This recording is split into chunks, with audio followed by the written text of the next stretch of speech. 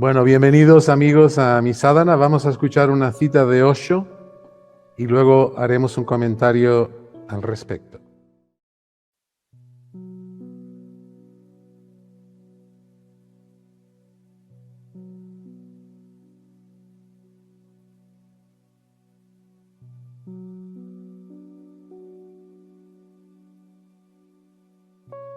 Citas del ser. Enseñanzas de Osho. Osho, ¿a qué edad surge el ego en el niño?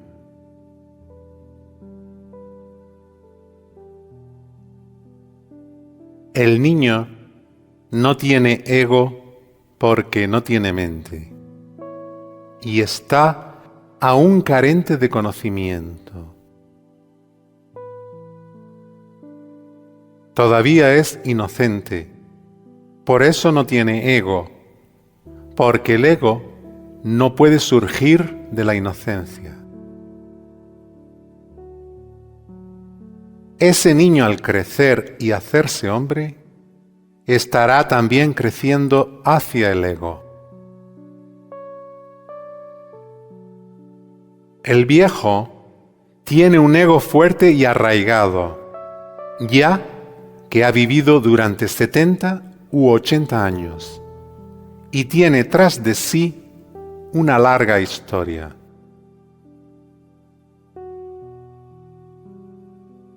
Si retrocedes en tu memoria y tratas de recordar tu infancia, te sorprenderá el ver que no puedes acordarte de tus primeros añitos como bebé y no podrás nunca ir más allá del tercer año.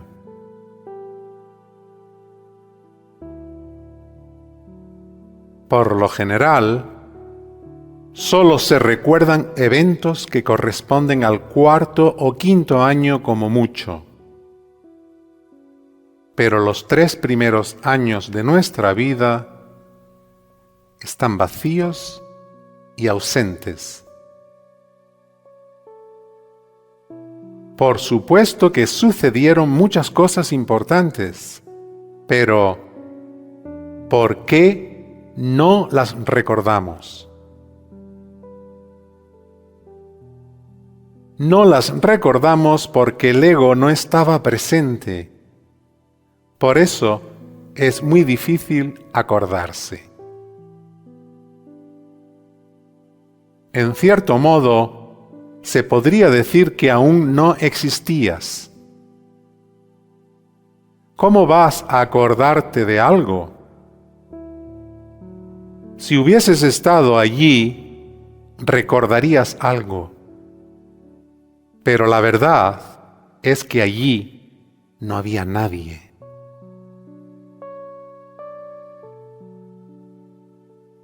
La memoria solo puede existir una vez que el ego hace acto de presencia, ya que la memoria necesita de un centro al que referirse.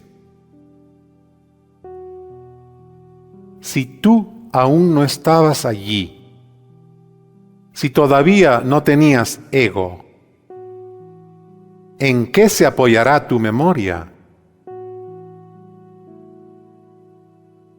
3 años es mucho tiempo y para un niño de esa edad, cada momento que vive se convierte en un acontecimiento extraordinario.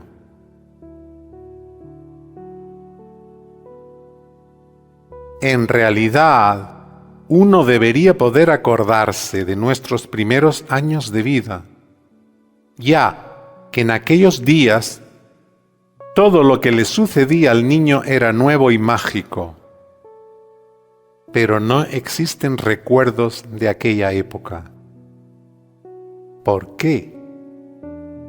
Porque el ego no estaba allí. La memoria requiere de un ego en la que apoyarse. En el momento que el niño comienza a percibirse como una entidad separada de los demás, empezará a sentirse avergonzado de sí mismo. Sin darse cuenta, sentirá la misma vergüenza que en su día sintió Adán en el paraíso terrenal. Adán se descubrió a sí mismo desnudo como los animales y desnudo como todos los demás seres. Entonces, lo primero que hizo fue ocultar su desnudez. Se volvió diferente y con ello dejó de ser un animal. Con este simple hecho de querer ser especial y diferente a los demás, Adán puso la primera piedra para la edificación de su ego. Todo hombre nace como Adán y con la misma vergüenza de Adán. El niño todavía no es un hombre. Se convierte en un hombre solo cuando empieza a percibirse como alguien separado y distinto de los demás. Siendo así, como nace esa entidad a la que llamamos ego. Normalmente, se tiene la creencia de que el sentimiento de culpa viene de las religiones, pero en realidad, el origen profundo de la culpa ha sido creado por tu propio ego. Sí, también es verdad que las religiones han explotado este tema de la culpa para controlar al ser humano. Pero el origen de la culpa viene del ego. De la misma forma también, cada padre ha tratado de manipular y controlar a sus hijos utilizando la culpa. En el proceso de crecimiento del niño, parece inevitable que tarde o temprano su padre le diga cosas como: ¿qué haces, bestia? Pareces un animal. Compórtate, niño. Deja de reírte. Deja de llorar. Deja de hacer esto. No hagas eso. No te toques el pene delante de los demás. Etcétera, etcétera. Y cuando el niño se crea que es un animal, su ego se sentirá culpable y herido. Y es por eso que para satisfacer el ego de los demás y el suyo propio, se comportará bien. En realidad, no hay nada de malo en ser como un animal, ya que esa naturalidad te aporta una dicha y relajación que muestra que estás en armonía con la existencia. Pero el ego no puede aceptar la idea de ser un animal, porque el niño fue condicionado con la idea errónea de que el ser humano es superior a los animales. Y así, pues, uno ha de elegir. Si eliges ser libre y natural, te comportarás como los animales, y por ello serás condenado. Tanto en este como en el otro mundo serás condenado. La sociedad laica te anulará y cerrará las puertas, y las religiones, todas, te arrojarán al fuego del infierno. Toda búsqueda espiritual sincera comienza siempre con la toma de conciencia de que tienes que desmontar y desprogramar tu ego.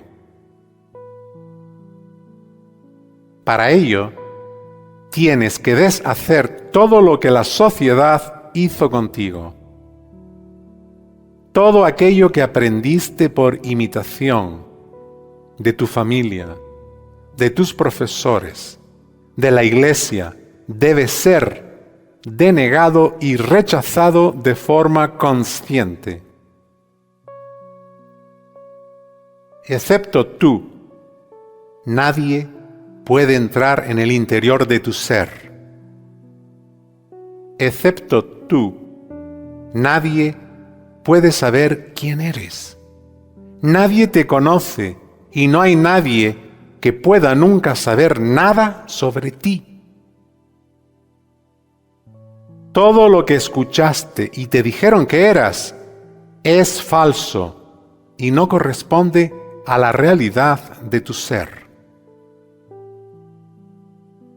Así pues, debes primero comprender el proceso de cómo se creó tu ego, para luego tener el coraje de desmantelar su estructura y funcionamiento dentro de ti. Solo desprogramando tu ego, descubrirás que ese niño que un día fuiste está aún vivo en el interior de tu corazón. La sociedad lo anuló, pero no lo pudo matar. Este descubrimiento interior será la revelación mayor y más importante de tu vida, ya que con esta toma de conciencia retomas el camino de vuelta a casa. El peregrinaje hacia tu ser acaba de comenzar. Esta es la única, auténtica y verdadera iniciación espiritual. Bueno, esta ha sido la cita de Osho sobre a qué edad surge el ego en el niño. Yo creo que es muy interesante hacer un viaje ¿cómo se dice? De retroceso, ¿no? Hacia atrás, de acordarnos un poquito de esos años. Es muy interesante lo que dice Osho, ¿no? Porque muchas veces no pensamos en sus estatutos, ¿no? En lo que él dice, ¿no? Él dice que no nos acordamos de los 3 primeros años y uno piensa que tiene que ver con la memoria, pero él viene y te dice porque en esos años todavía no había ego, ¿no? Y para que la memoria funcione se tiene que sostener en esa entidad que se llama ego, ¿no? Entonces, una de mis primeras descubrimientos cuando yo empecé en el mundo de Osho fue romper ese tabú o esa idea preconcebida que ego, bueno, yo por lo menos antes de conocer a Osho yo pensaba que yo relacionaba al ego siempre con un tipo fuerte, el político, mi hermano, el campeón de España de atletismo, ¿sabes? Da la impresión de que la palabra ego siempre quiere decir a alguien que es muy fuerte y que es superior a ti, ¿no? Pero meditando con Osho me di cuenta de que no, el ego puede ser inferior y puede ser superior.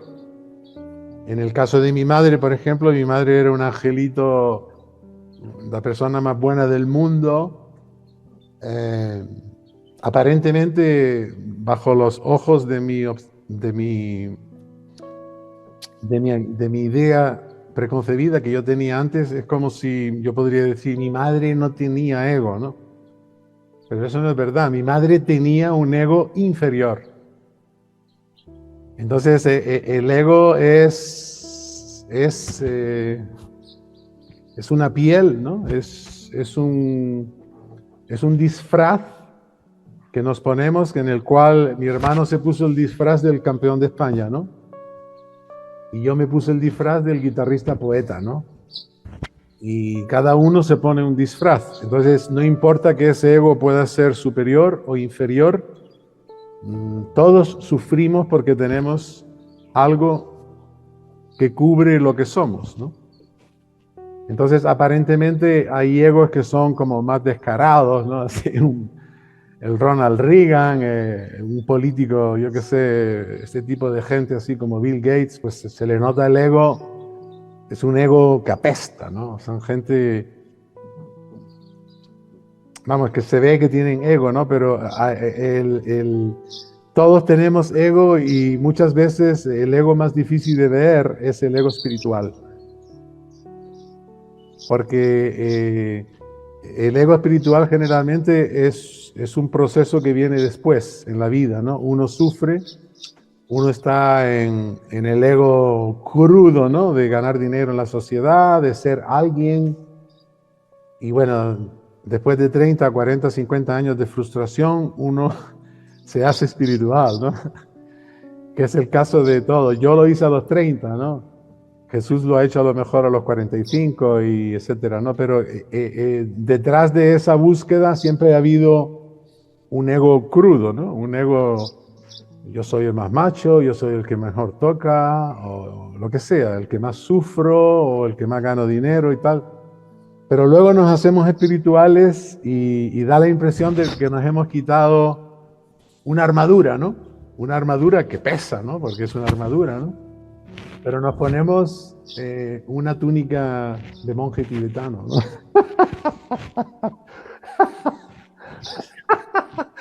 Y es la misma mierda, es el mismo ego, pero más difícil de ver, ¿entiendes? En cuanto uno más espiritual se hace, el ego se hace más cabrón, más difícil de ver, ¿no? Y es muy interesante ese aspecto. En fin, esta es la presentación para decir que mi atracción a trabajar con los niños en esta última etapa de mi vida es porque en ellos siempre veo que ellos no tienen ego o no tienen tanto ego. Es decir, que el niño lo va perdiendo gradualmente como nosotros lo perdimos. Por ejemplo, yo he tenido la suerte de conocer a Sara a los 8 años, ahora tiene 12, y hace 4 años que observo su crecimiento, ¿no? Y es muy interesante, a los 8 años esa niña no tenía miedo.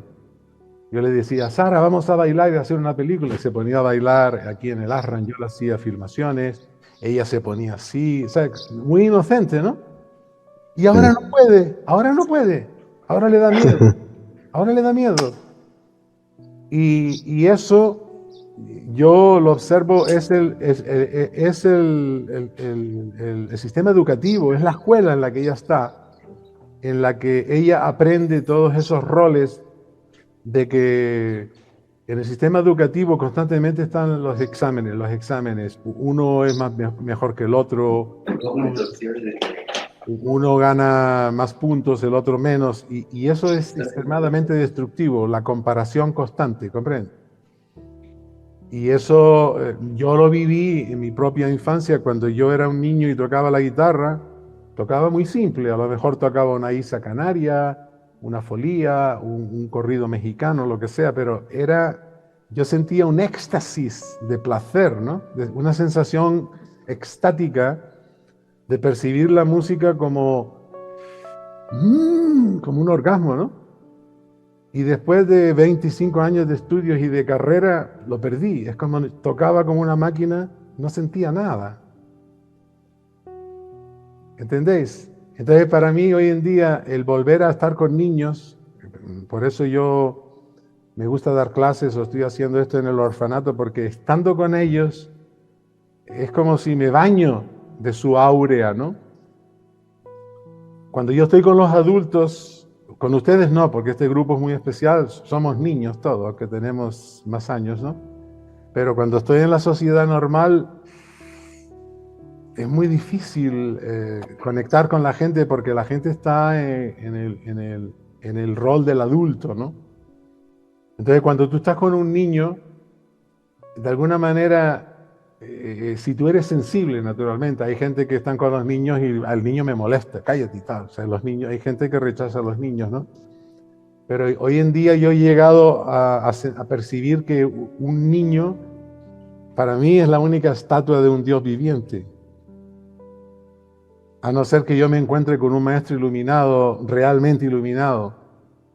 Yo adoro a un niño más que a un Osho muerto, por ejemplo. Porque Osho ya murió y no está en el cuerpo. Y bueno, vosotros sois mis amigos y os quiero y tal, pero un niño es como si es una brisa, ¿no? Es un soplo, ¿no? De espiritualidad que si tú eres sensible a eso, puedes tener una presencia de que esto es lo que yo quiero, ¿no? ¿Cómo tener esto a mis 65 años, ¿no? Y es posible, ¿no? Por eso esta cita, ¿no? Es interesante que a nivel de debate, si podemos indagar, si podemos, mi pregunta es si os acordáis de esos primeros años en los que erais muy felices, o si os acordáis de cuando surgió esas primeras reacciones del niño de decir, "Ah, yo", o sea, cuando el niño empieza a quejarse, a exigir, a enfadarse con la madre, incluso llorar, ¿no?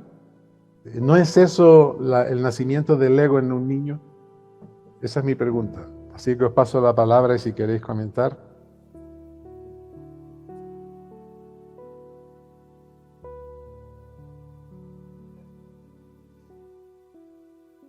Bueno, por favor, no todos al mismo Yo, tiempo. no, no, voy.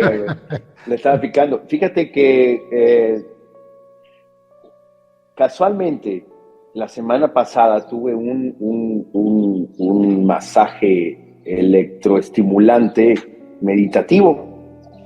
El pelado muy ameno, conecta, te respira y te va guiando en una meditación, mientras te da un masaje, ¿no? Está sabroso, la verdad. Y dentro del viaje me empieza a decir, conéctate con tu inconsciente y vas a ver una puerta, avanza y de repente estás en una playa, eres un niño y acuérdate del momento más feliz, ¿no? Puta madre. En ese momento busqué situaciones que me hayan hecho feliz de niño. Yo sé que tengo bastantes, pero busqué una en especial con mis papás y no la encontré. ¿Ok? Entonces me quedé con esa situación, voy a terapia, lo comparto, oye, me pasó esto, me preocupó un poquito el tema de que no pude encontrar un recuerdo feliz con padres, con madre, con mi papá era puro tragedia, con mi mamá era diferente, pero bueno, en fin, es que me empecé a documentar de ese tema y casualmente estamos platicando el tema del niño, todo está conectado y quiero empezar a trabajar el tema del niño interior porque si bien el proceso que he llevado ha sido que me han partido en la madre en el ego totalmente, yo ya veo ahorita muy claro que el tema de mi relación es porque yo ya no quería estar con ella, o sea, yo no luché por ella, yo estoy consciente, nada más me puteó con el tico y me puteó el ego y empecé a despertar y obviamente eso me está quitando esos fragmentos, esa armadura, como tú dijiste, pero tengo un problema y el ego me lo afecta. O sea, estoy construido en base al ego. Eso lo platiqué ayer con una persona. Ahorita que estaba viendo el audio de Osho, la cita de Osho, mi pregunta que me salió, ¿cómo empiezo a trabajar el bajar el ego? ¿Y cómo empiezo a trabajar y sacar ese niño interior? Que es lo que yo quería preguntar en ese momento. Porque sé que necesito trabajo, yo apenas estoy empezando, apenas estoy reconociendo mis fallas, o no mis fallas, lo que realmente tengo sobre mi ser, que es el ego, esa armadura, cómo encuentro mi niño interior, cómo encuentro la fórmula para ir venciendo al ego, ok, meditando, pero creo que faltan más herramientas, Ángel, estoy como que desesperado porque estoy viendo un avance, pero sé que me faltan muchas cosas que tengo que agarrar de todos lados para ir trabajándolo, ¿no? Pero bueno, eh, me viene a mí perfecta la cita de Osho porque precisamente en la semana y tenía una pregunta para ti que era ¿cómo empiezo a trabajar mi niño interior? Y obviamente tiene que ver con el ego. Entonces, a ver si me puedes ayudar con eso. Bueno, La meditación con Osho es un proceso de vida, ¿no? O sea, no es una cuestión, por ejemplo, yo observo en tu personalidad, eres una persona metódica en el sentido de que tienes que trabajar, incluso en la forma que te expresas es, tengo que trabajarme más, ¿cómo trabajarme para encontrar al niño interior? Sí. Y eso de alguna manera quizás sea la primera barrera que deberías quitarte. Ok. ¿Entiendes? O sea, es como si en tu subconsciente siempre te exiges. Es como ese saltador de atletismo que se pone el listón cada vez un poco más alto, ¿no? Y tú tienes que lograr eso. Entonces, eso es lo primero que uno se tiene que dar cuenta, que el niño interior es todo lo contrario. El niño interior es lo que está haciendo Jesús. Jesús, en 3, 4 años de estar escuchando a Osho y meditando, pues dice, coño, pues yo cojo la bicicleta y que trabajen los empleados y me voy a la montaña, o me voy a Nepal, o me voy a España, ¿no? Lo que quiero decir es que el primer paso es darte cuenta del control que tú ejerces sobre tu vida, incluso en la espiritualidad. Recuerda que uno se quita la armadura y luego se pone el manto de monje tibetano. Sí, me hizo sentido totalmente. Entonces, ese manto de monje tibetano es más fino, no es el ego rudo. Ya tú no quieres a lo mejor buscar dinero, ni ser muy rico, ni todo eso, pero a lo mejor quieres trabajarte a ti mismo, quieres encontrar al niño interior. Y de alguna manera es la misma mente que tiene un objetivo que lograr, ¿comprendes? Es muy sutil, pero ese sería el primer consejo, ¿no? O sea, no te exijas nada, nada. Sigue comprendiendo que tu niño interior es simplemente, vamos a decir que tú tienes ahora 42 años y naciste hace 42 años y ahí había un niño. Hoy está cubierto por capas y capas y capas de eventos que ocurrieron que te hicieron fortalecerte en un ego para sobrevivir, ¿no? Porque el ego en realidad fue una ayuda. Sin el ego hubiésemos muerto. Entonces el ego de alguna manera te salvó la vida en una sociedad de luchadores y de caimanes. ¿Hombre? O sea que no hay que estar nunca en contra del ego, solamente comprenderlo. Entonces en el proceso de escuchar a Osho, meditar, hablar sobre esto, un día te vienes a Nepal, un día te vas a la India, va pasando el tiempo y esa cinta de 42 años se empieza a desbobinar hacia atrás, gradualmente. Entonces tú te vas acordando de cosas, te vas acordando, sin forzar. O sea, que no tienes que decir, ¿cómo trabajar a mi niño interior? Sangeet, dame la clave, dame el sendero, dame el método. No. Tú te vas acordando de cosas que esa cinta empieza a ir para atrás, ¿no? Entonces yo te pongo un ejemplo, por ejemplo, dime algo que tú has recordado en el proceso de meditación que de joven o de niño querías hacer y que ya no lo haces más. ¿Te acuerdas de algo de eso? ¿Algún deseo, comprar algo, tocar la guitarra, yo qué sé, cualquier cosa? Jugar fútbol. Jugar fútbol era mi pasión, y sí lo jugué. Es un ejemplo, es un ejemplo. Vamos a poner porque eso tiene que venir, esa memoria tiene que surgir con emoción, con lágrimas de sangre. O sea, en tu soledad, tú amándote a ti mismo, con las manos en el corazón, en una meditación de conexión, tú dices, ¿te acuerdas de algo? No quiero decir nada porque no quiero influirte, pero en mi caso, por ejemplo, te voy a poner ejemplos de mi vida.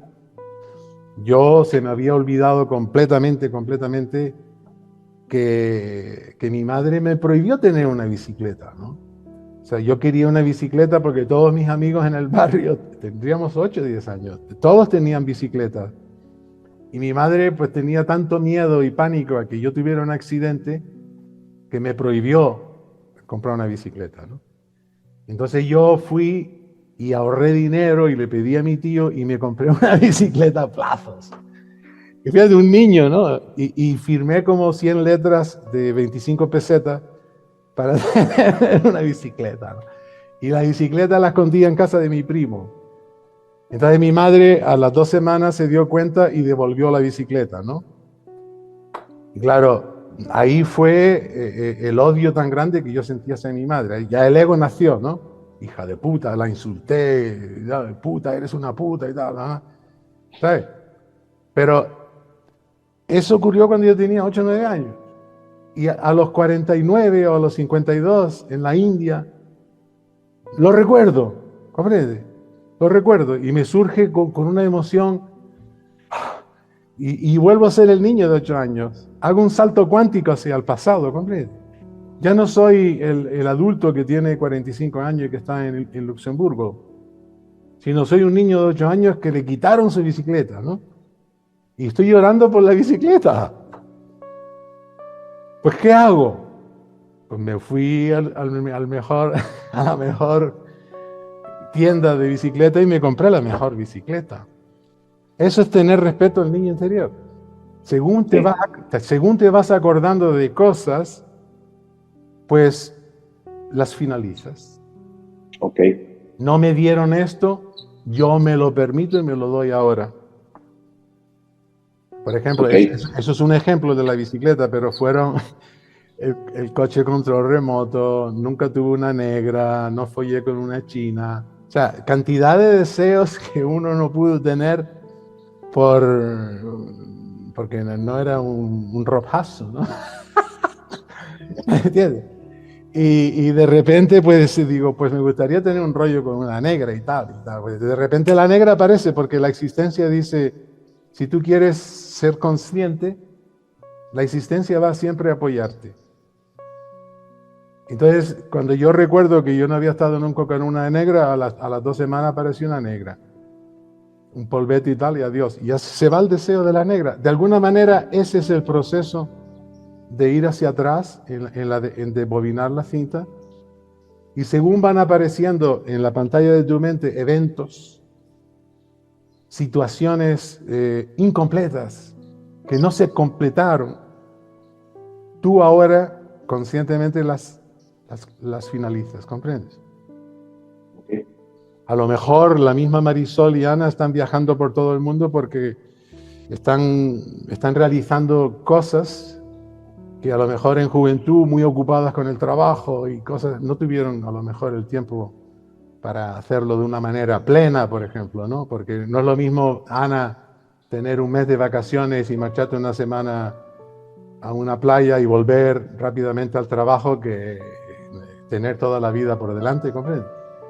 Y venirte a Nepal 2 meses, 3 meses, irte a México, ¿cuánto? A Uruguay 6 meses, ¿no? De alguna manera eso es amar al niño anterior. Pero no es algo que tú tienes que hacer, Carlos. Quítate de esa mente de cómo trabajarme a mí mismo, cómo lograr qué, porque esa ya es la primera barrera, ¿comprendes? Ok, sí, comprendo.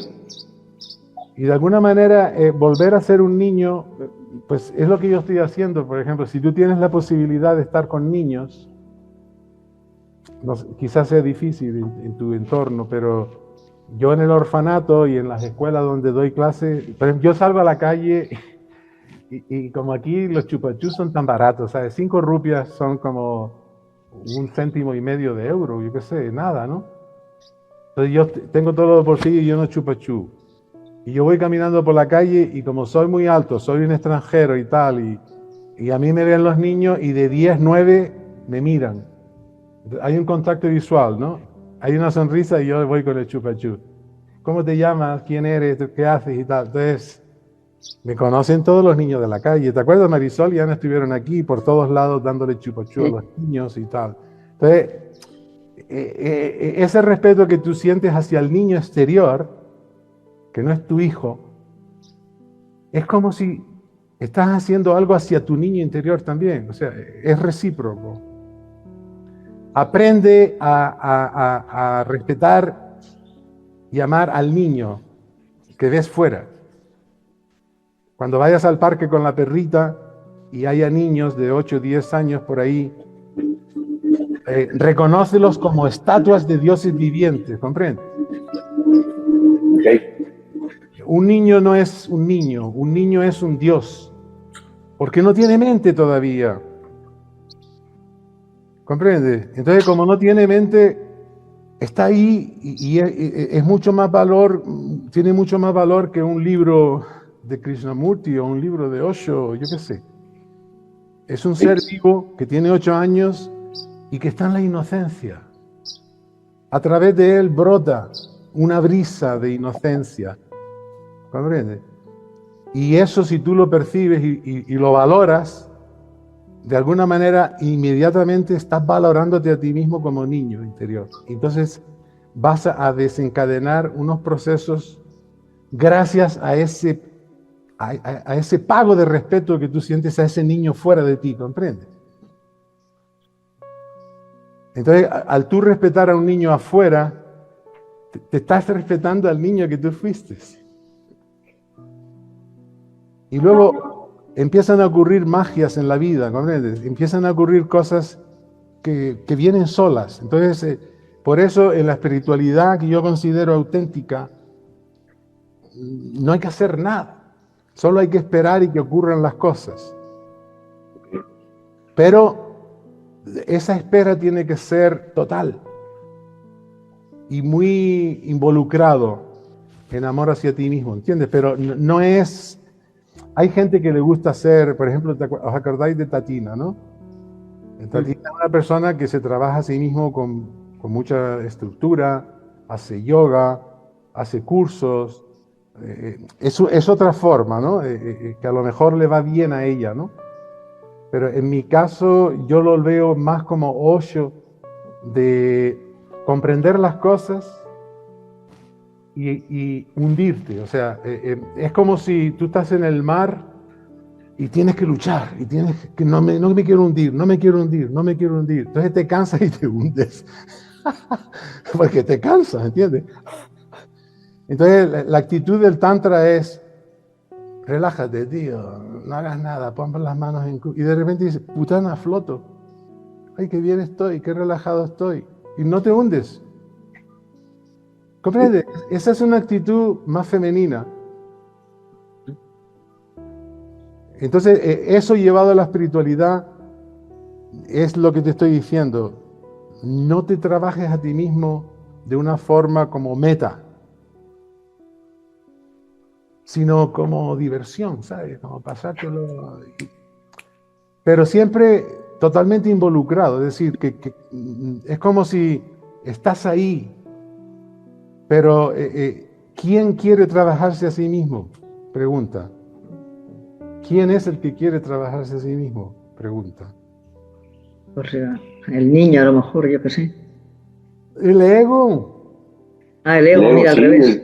El ego. El pedo, los que traemos pedos ahorita, los que tenemos que salir de un problema mental, espiritual, de esa gente necesitada, pues. Sí. Es el mismo, el ego de antes tenía una armadura de metal, ¿no? Y bueno, él quería dinero, quería tías, quería tal. Se aburre de eso, se quema con todo ese mundo de materialismo y tal. Ahora se hace espiritual y ahora quiere trabajarse a sí mismo. Pero es el mismo ego. Antes quería dinero y ahora quiere virtudes. O quiere poderes incluso espirituales. Hay gente que dice: no, yo estoy haciendo astrología, estoy estudiando astrología. Entonces, los típicos dicen: Sanguiti y tal, ¿a qué hora naciste? El 7 de septiembre. No te lo digo porque no quiero que me digas gilipolladas, joder. ¿Entiendes? Y no, cuando uno de estos amigos astrólogos me preguntan mis fechas y tal, le digo: nada, me vas a volver loco con todas esas mierdas. ¿Entiendes? El ego espiritual es más sutil porque es más inofensivo, da la impresión de que es más inofensivo, va por la vida salvando gente y ayudando y tal, pero a nivel interior es el mismo de antes. Es un Satnam, Sanguit. Bueno, yo no quiero decir nombres, pero es eso. Bueno, es que yo recuerdo a él. Okay. Es un chico que vive ahí en el ashram, pero que tenía éxito, ¿no? En su mundo laboral. Es un chico preparado con maestrías y tal, pero se ha sumergido totalmente en un mundo espiritual y que busca la iluminación. Pero a mí me llamó la atención mucho porque cuando yo llegué, fue a conversar conmigo y me hacía preguntas. Oye, Jesús, ¿tú buscas casarte en algún momento? O tu empresa, ¿en qué nivel está o qué estás haciendo? Como que me hacía muchas preguntas, como indagando. Y yo lo veía tal vez a él como sentado en una posición he superado todo eso, ¿no? Lo que este chico tiene en su mundo. Se notaba como que estresado, como que luchando con ese pedo. ¿A eso te refieres? No, simplemente tal vez me veía como un camino de su pasado y ahora él sentado en un punto de una espiritualidad elevada y decir tal vez, bueno, qué bien que me he quitado tal vez esos ruidos, ¿no? Que caminé en algún momento y ahora estoy aquí en un estado perfecto, ¿no? Por ahí yo creo que puede ir un ego espiritual que de pronto la gente no lo nota y dice, es que este camino, el mundo está perdido, ¿no?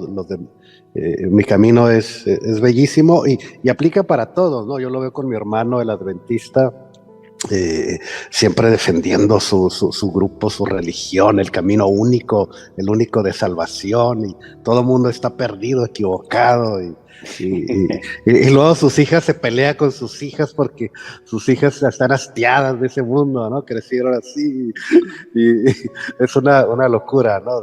Al sumergirte en ese ego espiritual. Bueno, el ego espiritual es el más peligroso porque es el más difícil de ver. ¿Entiendes? Cuando uno tiene un ego crudo, una armadura, pues es más fácil de ver porque eso te crea un sufrimiento incluso físico, ¿no? La persona que está obsesionada con el dinero y el poder se quema la salud tarde o temprano. Entonces el cuerpo le está diciendo siempre, te estás quemando, ¿no? Porque el poder no es gratis. El dinero no es gratis. Las tías y el Don Juan y todo esto no es gratis. Eso tiene un sufrimiento y un costo energético y físico enorme. Entonces, ese ego crudo de armadura, ¿no? Es más fácil de ver, ¿no? Pero cuando uno deja ese mundo y se va a la espiritualidad, es un gran salto, es maravilloso, ¿entiendes? O sea, ya no estás en la armadura, ¿no? Pero no eres libre todavía. Entonces, has cambiado la armadura por un shal de un monje tibetano, simplemente, ¿no? ¿Comprendes? Pero es un gran salto, es un avance. Sí, claro. Pero esa persona va a encontrar un ego más sutil que lo va a engañar como más cuico, ¿sabe? Como más cabroncete. ¿Comprende? Ahorita, no sé si viste que dije, puta madre, es como, o sea, me siento mejor, voy avanzando y de repente, sí, cálmate, cállate el hocico, pero la estás cagando porque, bueno, es parte del proceso, ¿no? Pero comprendo muy bien el mensaje porque sí, e incluso me identifiqué ahorita con el ejemplo que dijo Jesús con el gallo porque ahorita yo con mis reuniones y en la banda donde toco, oye, te ves muy bien, cada vez disfrutas más el rock and roll y bailas y tosilio, estoy feliz, estoy contento, mediten, bola de pendejos y guau, o sea, en otras palabras, ¿no?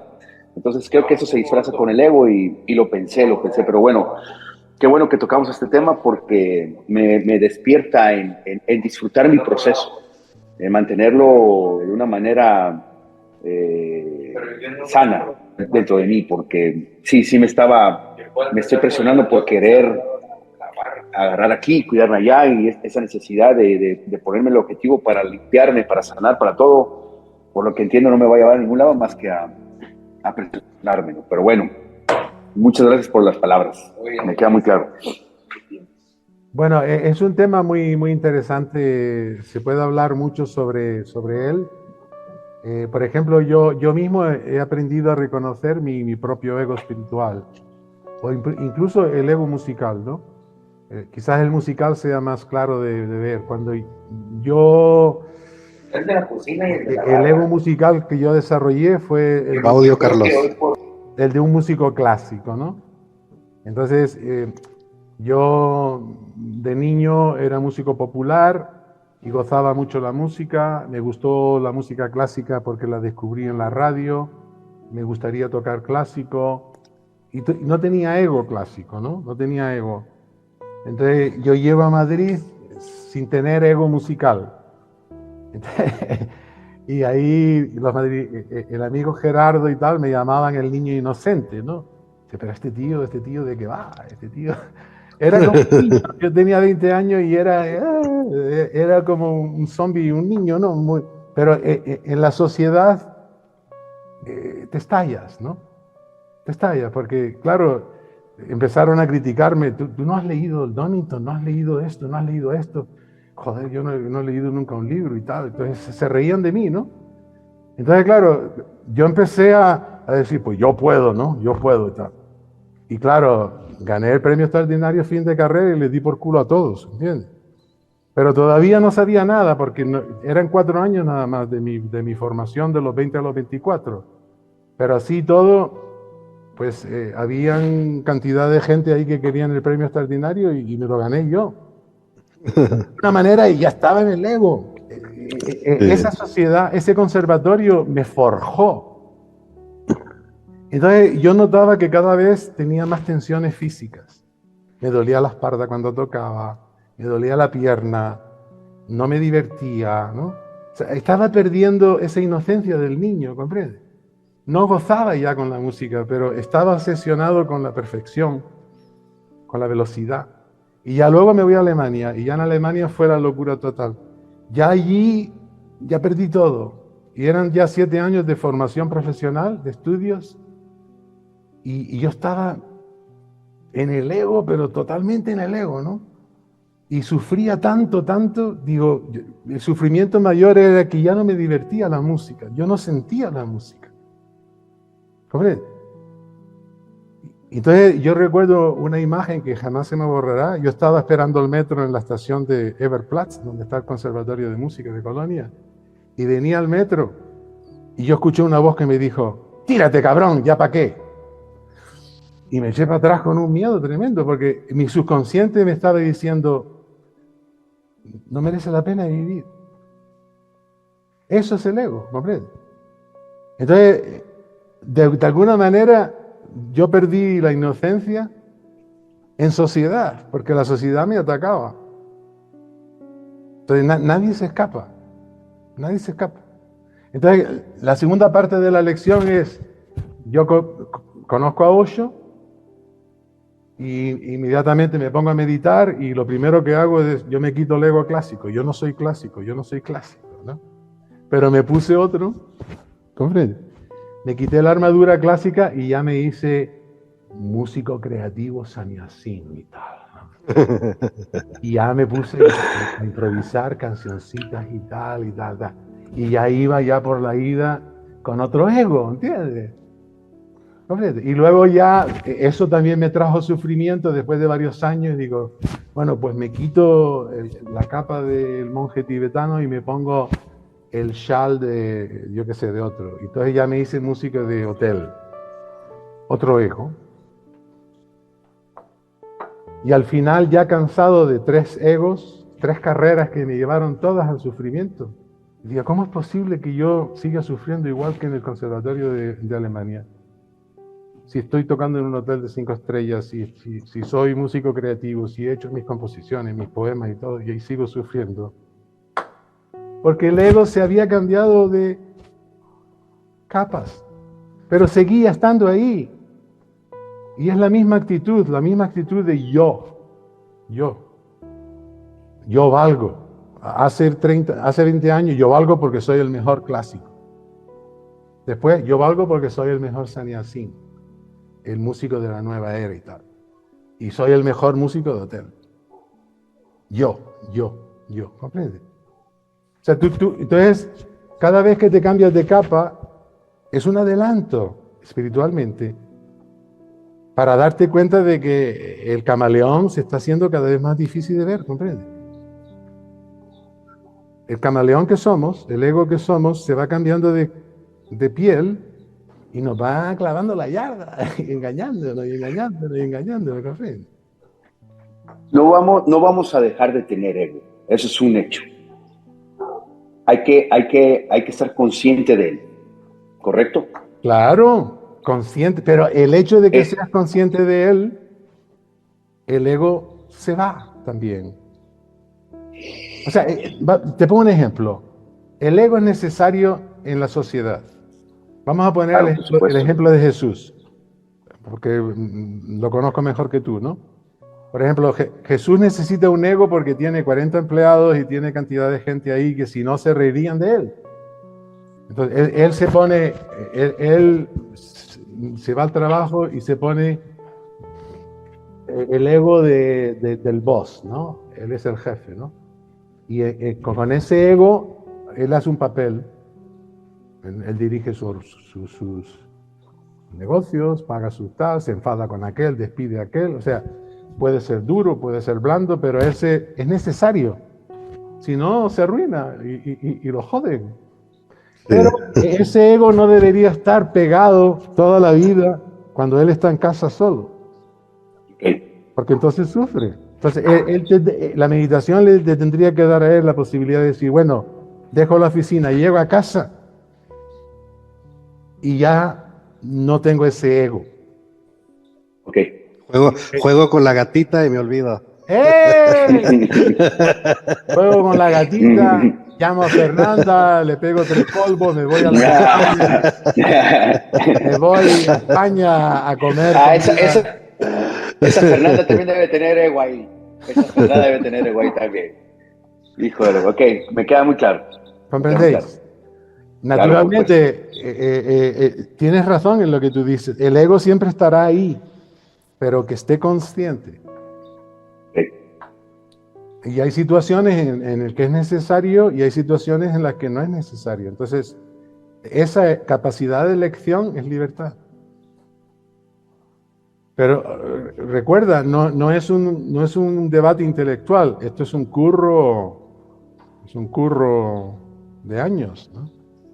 Sí, es como desayunar, comer y cenar, es cosa de todos los días, comprendo.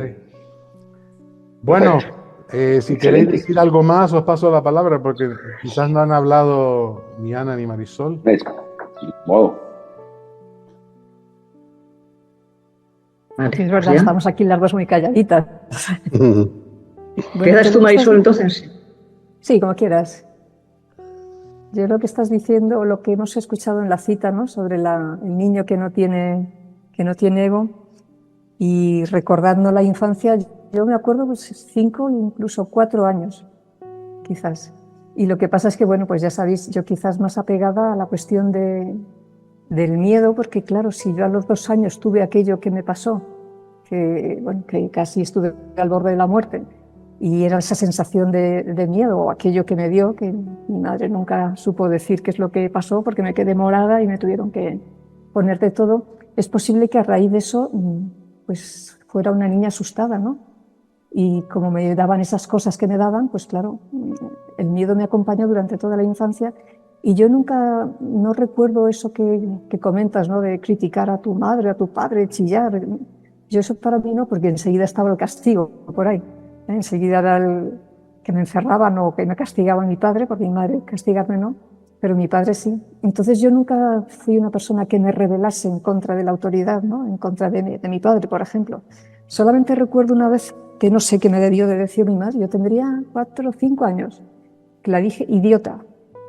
Y vino con una guindilla de las de antaño, pues lo que sería hoy a lo mejor un chile de esos mexicanos, y me lo pasó así por todos los labios, me pasó así la guindilla. Entonces, claro, cuando intentaba hablar, es que aquello no se me volvió a ocurrir jamás decir a mi madre idiota. O sea, no, porque cada vez que iba a decir eso me acordaba del picón ese que tenía en los dientes. No le digas idiota, dile hija de puta. Sí. No, yo ahora la digo de lo que haga falta, pero bueno, durante mi infancia yo creo que no recuerdo haberla dicho, eres tonta, mamá. O sea, yo fui siempre la niña buena, la niña que tenía que quedar o bien, o que todo el mundo esperaba que yo fuera buena o brillante o lo que fuera, ¿no? Entonces, yo no recuerdo esa rebeldía, salvo interna, ¿no? Por dentro si yo notaba que no era, no sé, que no tenía, pues eso que dices tú de la bicicleta, yo tampoco tuve bicicleta y de hecho no sé montar en bicicleta. Y siempre he tenido 3 asignaturas pendientes: el hablar inglés, el nadar y la bicicleta. Al nadar aprendí a nadar, pero no hace muchísimo, ¿eh? Ahora hace 15 o 20 años que ya nado. El inglés, pues bueno, ya sabéis cómo ando. Aquí todavía estoy con el inglés a cuestas.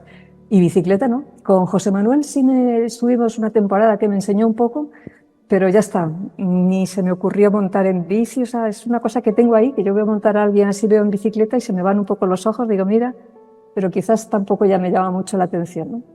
Entonces, cuando hago eso que dice Osho, ¿no? Que por las noches estés ahí un ratito recordando, intentando echar esa película hacia atrás. Sí, es verdad que me voy hacia la época de cuando estuve en Andalucía, que yo ahí fui muy feliz, me lo pasé muy bien, a pesar de que por la noche, pues bueno, pasaba mis angustias y mis cosas, que ha sido siempre un poco lo que me ha caracterizado. Pero ahí sí fui muy feliz, porque bueno, mis padres, pues ellos se llevaban muy bien, íbamos a la sierra, que era lo que más me gustaba, ir al campo. Teníamos muchos conejos, tenía los gatos, o sea que era muy feliz porque estaba muy en contacto con la naturaleza, con los animales y con la sierra, con el campo, ¿no? Pero yo no recuerdo esa rebeldía, ¿no? que decimos, ¿no? Que estamos escuchando. Y por eso el ego siempre ha sido, pues ese que tú dices, el ego inferior. Yo no he tenido un ego de decir, yo soy la luna brillante del conservatorio, jamás, porque solamente ya con Gerardo lo eclipsaba, o contigo, es que lo llenabais todo, ¿no? Entonces, bueno, yo siempre he tenido, pues eso, el ego de todo lo contrario, calladita, más bien tímida y poco más, ¿no? Yo era muy feliz escuchándolos a unos, a otros, y yo era feliz cuando llegaba a casa y tocaba la guitarra, ¿ves? Ahí yo conmigo misma, yo estaba muy bien. Pero ya en contacto con la sociedad, ahí yo me replegaba, o siempre me he replegado, vaya. O sea, que ha sido un poco mi patrón, que además he sido consciente y soy consciente, vaya, que es un papel que yo llevo. Y bueno, desde que estoy con la meditación es verdad que, bueno, intento ya crecer. Pues bueno, cuando he cortado con Luis he sido capaz. Si no, yo no hubiera hecho eso, ¿no? O sea, jamás. Eso ya sí que os lo digo a todos, vamos, que no hubiera dejado a Luis, creo que nunca. O sea, estaría aquí con él viendo Bonanza todavía. O sea, Bueno, escuchándote me viene a la mente una cosa que yo hice para mí, que quizás para responder a Carlos, porque Carlos preguntaba también sobre esto. Si queréis hacer un trabajo de retrospectivo, se dice en español, ¿no? Hacia atrás. Sí. Yo me compré, estaba, no sé, en Luxemburgo, creo, en mi época de Luxemburgo, me compré un cuaderno y empecé a escribir de atrás hacia adelante. O sea, yo estaba en el año 2008, ¿no? Yo 2008. Pasaba la hoja 2007. O sea, es decir, las 2 hojas de un cuaderno abierto era para cada año, 2008, 2007, 2006, hacia atrás hasta el año 58 donde yo nací. Entonces, hacía un esfuerzo psicológico, o sea, esto no es cuestión de estar relajado, meditando, sino más bien utilizando la memoria, a ver si me llegan cosas y las encajo en el año en que ocurrió. Entonces, es como un puzzle, ¿no? Tú estás ahora en este momento dado y tu vida es este momento nada más, pero ir hacia atrás es una forma de recomponerlo con esta técnica, ¿no? Entonces yo digo, bueno, yo grabé en el año 93 el primer CD con Sergio, pues lo escribía, ¿no? Y me iba al 93. Luego escribí el segundo CD, lo grabé en el 94. O sea, primero vienen las memorias como más... La novia esta que tuve, la china, que me jodió, la otra, la taiwanesa. O sea, hay fechas que no se van de la memoria porque están muy... Sí. Y va llenando eso poquito a poquito, 1 día, 2 días, 3 días. Y poco a poco la mente te ayuda. Entonces empiezan a venir memorias y vas encajándolas en los años, ¿comprendes?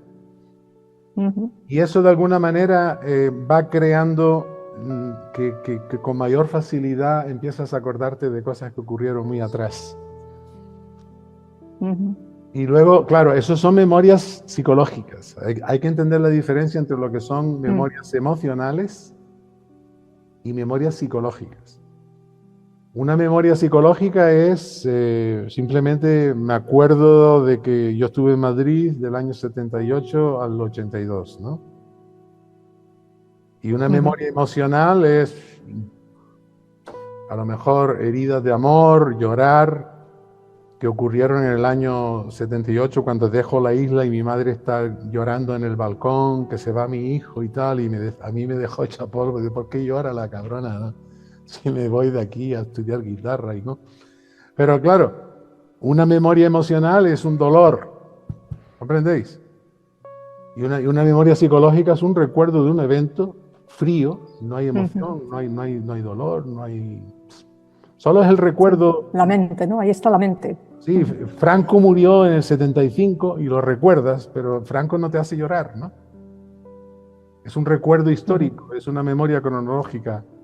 Pero las memorias emocionales surgen at random, ¿no? De una forma anárquica, ¿no? De repente te ves ahí con una emoción y estás llorando algo que ocurrió a los 8 años que me quitaron la bicicleta, joder, y tal. ¡Hija de puta, cabrona! Eso es una memoria emocional, ¿no? Que te acuerdas de eso y coges la almohada y cabrona, hija de puta. Porque lo quería haber hecho con ella a los 8 años, pero no podía, ¿no? ¿Entiendes? Esa es la gran diferencia entre una memoria psicológica. Pero haciendo este trabajo, estás trabajando la memoria psicológica, ¿no? Y vas escribiendo y escribiendo, y eso va a atraer poquito a poquito memorias emocionales que pueden ir surgiendo en tus meditaciones. ¿Vale? Bueno, Ana, ¿qué tal tú? Vale, pues ahora me toca a mí. Pues nada, yo estoy intentando recordar, porque no, de algo así, no sé, haciendo memoria de cosas, ¿no? Pero vamos, no me surge así nada de repente, pero yo recuerdo, o sea, yo sé que no, nada en especial, pero que la niñez fue muy bonita, o sea, yo la recuerdo, siempre tengo recuerdos muy bonitos, ¿no? En todos los aspectos. Y de la familia muchísimo, porque éramos una familia más como bastante grande, de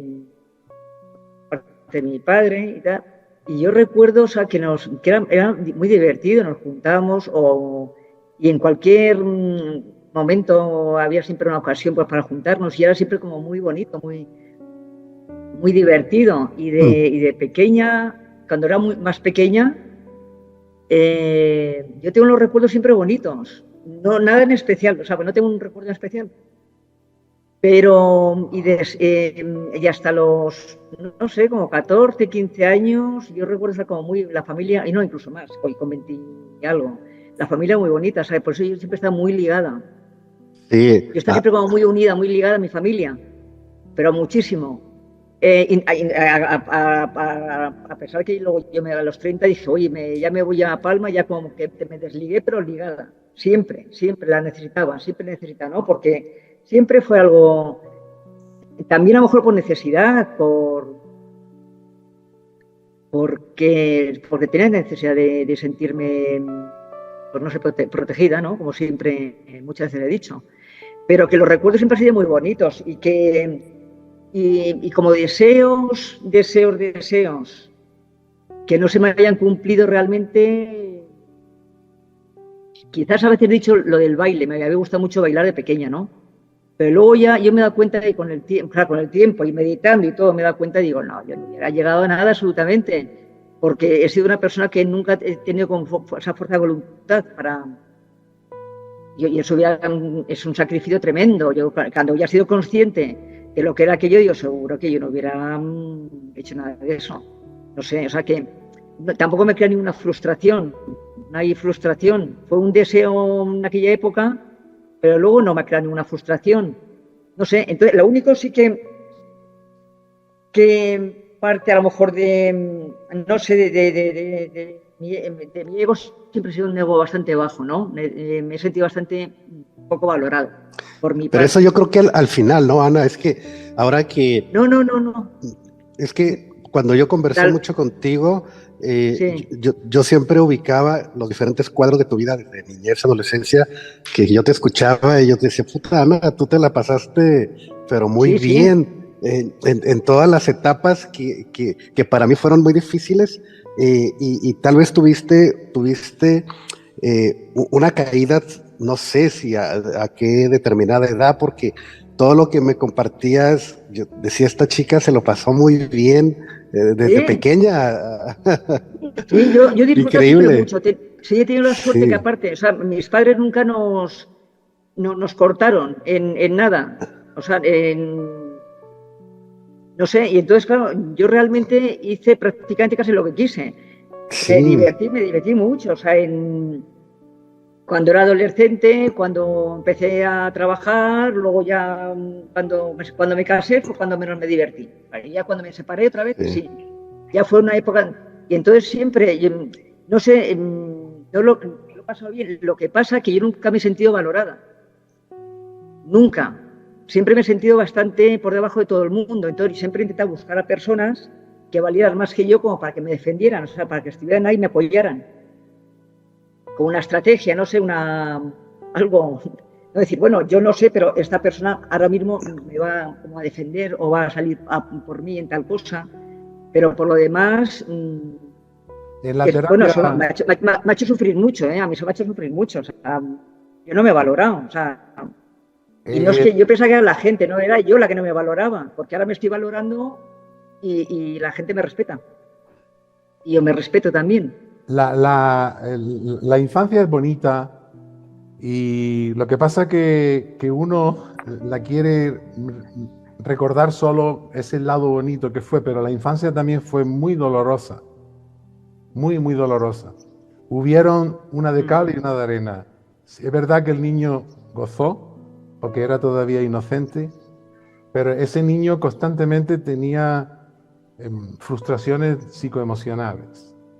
Por ejemplo, una madre que no te atiende como tú quisieras, para una niña de 8 de 10 años, que a lo Eso mejor sí. esa niña puede ser que ella sea feliz en el colegio jugando todavía, pero tiene ahí una herida ya de un padre como Jesús, que aunque la infancia de Jesús fue maravillosa en los árboles, con los pájaros y con los animales y en contacto con la tierra, pues también hubo un lado negativo en esa infancia, que fue un padre cruel, que no lo tocaba, que no le hablaba y que no lo quería, ¿no? Entonces, hay que ver a la infancia como un todo, ¿no? Hubieron cosas bonitas, pero también hubieron cosas feas. Entonces, la mente no quiere recordar las cosas feas. Entonces, desde la memoria psicológica, siempre hay una tendencia a decir, mi infancia fue muy bonita y todo eso, pero cuando te suben los bajones que te dejan hecha polvo hoy, ayer, la semana pasada, eso viene de la infancia. ¿Comprende? Eso viene de la Ya. infancia. Entonces, claro, hay que ser, como meditador, hay que ser objetivo y no ser, como en inglés se dice, choosy, ¿no? O sea, no hay que elegir solamente un lado. Es verdad que fue bonita, una parte Ya. fue bonita, pero otra parte también fue dolorosa, simplemente dolorosa, porque ese padre que no... Bueno, yo tuve un hermano que el hijo puta es que me machacaba y tal, ¿entiendes? Entonces, claro, yo tuve una infancia muy bonita, pero llego a casa y está el hijo puta ese ahí, ¿entiendes? Entonces yo estaba en la calle jugando con los niños más feliz que el copón. sí. Y llego a casa y me encuentro con ese diablillo que me está jodiendo la vida, ¿entiendes? O sea que son dos lados, ¿no? Entonces el meditador tiene que decir, bueno, Sí, sí. pues estoy recordando ahora unos momentos maravillosos de mi infancia. Déjalos ir, no te apegues, déjalos ir, obsérvalos. Estoy recordando ahora un bajón tremendo, un dolor emocional. Déjalos ir, no te apegues. Entonces, claro, si tú como meditadora aceptas los buenos y te apegas a ellos, no crecerás Claro. jamás. Entonces tú tienes que aprender a desapegarte de lo que fue bueno y de lo que fue malo, de los dos lados, ¿comprendes? Porque si no, espiritualmente no te liberas. Porque Sí, hay, de hecho, sí. ¿comprendes? Sí, sí. Y esa es Sí. esa es una de las trampas más grandes en la meditación. El elegir, lo bueno me gusta y me apego a ello. Y lo malo lo rechazo porque no me gusta. Entonces lo que ocurre es que cuando tú te apegas a lo bueno, no te vienen nunca las heridas ni las memorias malas. Entonces te quedas con esa ilusión de, mi infancia fue muy bonita y tal. Yo recuerdo mi primer grupo terapeuta en Colonia, ¿no? Yo llegué ahí fresco, ¿no? Yo no era San Jacinto todavía, ¿no? Entonces yo hice mi grupo, un grupo maratón, ¿no? Era 3 semanas en un sótano con 60 personas y tal. Y yo fui para salvar a mi novia, ¿no? Porque mi novia era bulémica y ella era la que tenía problemas y tal. Entonces, en la entrevista entre los dos, el terapeuta de Osho, que era, ¿sabes? Como yo hoy, ¿no? Dice, no, tú también tienes que hacer el grupo. Y tal. No, pero yo, mi infancia fue de cojones y tal. Mi infancia fue maravillosa. No, yo te aconsejo que hagas el grupo. Entonces nos regresamos a Luxemburgo. Y yo iba en el coche y hijo puta, ¿por qué me dice que yo tengo que hacer el grupo? Y la mente no paraba de raga. Sí. 1 semana, 2 semanas, pero hijo puta, ¿por qué me dijo esto? Pues voy a hacer el grupo, coño, voy a hacer el grupo. Me marcho a Colonia, hago el grupo y cuando veo esa locura, ¿no? La gente ahí chillando, mi padre no me quiso y tal. Pero ¿qué hago yo aquí? Joder, mi infancia fue maravillosa, todo fue muy bonito. La gente, están locos perdidos y tal. Yo fui a hablar con la terapeuta, digo, mire, yo me voy porque esto no es para mí. Mi infancia fue perfecta y tal. Y la terapeuta dice, claro, ella dice, ¿tú te acuerdas del papel que firmaste ayer?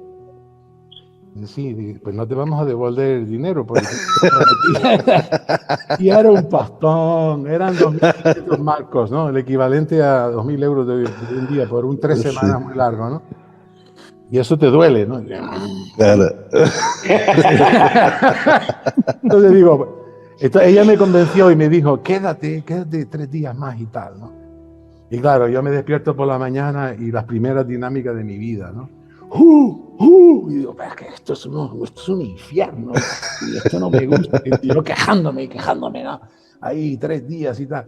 Y luego los ejercicios de respiración y luego la gente con el micrófono, mi madre no me quiso, se ponían a llorar, la gente lo abrazaba, y yo, pero ¿qué hago aquí? Y al 4.º día, en un ejercicio, ¿no? Que me ponen de rodillas. Ahí sale. Hay una mujer así enorme, ¿no? Una alemana enorme, así. Dice, bueno, la mujer que se ponga de pie y el hombre de rodilla enfrente de ella y tal. Y el hombre tiene que poner las manos así y decir, dame mamá. Y yo, pero qué gilipollada, estas cosas son estúpidas, yo me tengo que empezar. Y empieza 20 minutos largos, ¿no? Todo, 30 parejas, 60 personas, ¿no? Dame mamá. Llorando la gente, llorando. Y yo ahí, 5 minutos, 10 minutos, y de repente empiezo a llorar, ¿no? Dame mamá. Y está lleno, se abrió la herida. Y era la primera vez que yo lloraba por el pasado, ¿no? Y era un llanto que salió como un río, ¿no? Porque claro, lo había estado conteniendo toda la vida. Y llevaba 3 días en una terapia de tipo de choque, ¿no? Haciendo dinámica, kundalini, respiraciones, gente gritando, durmiendo poco y tal. A los 3, 4 días ya yo no tenía defensas del ego, ¿no? Y en ese primer ejercicio empecé a llorar, y que no paraba de llorar. Y entonces finalizó el grupo. Y me viene la terapeuta, pero tío, párate ya, joder, y tal, que ya finalizó el ejercicio, ¿no? Digo, déjeme llorar, joder. No querías. Ya no quería parar de llorar. Y claro, cuando yo me di cuenta de eso, digo, me da vergüenza. Llevo 3 días diciendo que mi infancia fue de cojones y ya me doy cuenta de que no, tío. A veces me entiende. Ese es el proceso. Sí. Cuando se te abre el subconsciente y te sale la caja de Pandora, eso hay que mirarlo con mucha humildad, ¿no? Y decir, sí, hubieron momentos bonitos en mi infancia, es verdad. Pero ¿por qué estoy llorando ahora? ¿Por qué estoy deprimida hoy? ¿Por qué tengo un bajón hoy? Viene de allá. Sí.